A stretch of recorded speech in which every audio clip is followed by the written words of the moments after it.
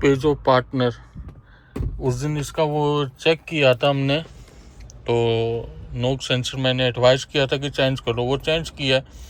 तो अब गाड़ी में मसला आ रहा है कि वो चलते चलते जो है गाड़ी वो बंद हो रही है, लेकिन वो नोक सेंसर वगैरह का फॉल्ट जो है वो ख़त्म हो गया। अब जैसे इसमें नज़र आ रहा है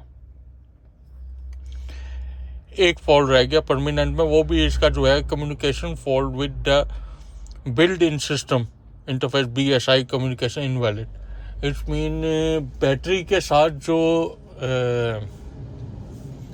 इसका फ्यूज बक्स है और जो जहाँ पे इसकी वायरिंग अटैच हुई हुई है वहाँ पे फॉल्ट आ रहा है। तो मैं वो चेक भी करवाता हूँ कि कहाँ पे है। एक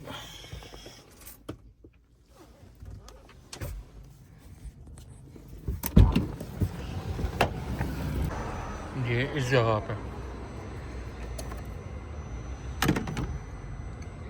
इस वायरिंग में या इस फ्यूज में, यहाँ कहीं फॉल्ट है।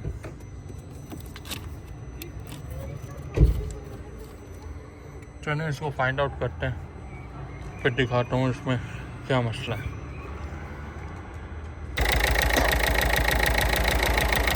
गाड़ी स्टार्ट हो गई है, तो इसमें प्रॉब्लम जो है वो यहाँ पे था।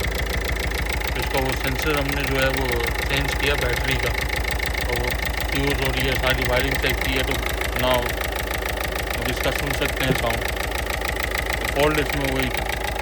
चलें, ये तो गाड़ी का हमने नोक सेंसर चेंज किया था, डायग्नोस किया था, तो गाड़ी अब झटके नहीं मार रही।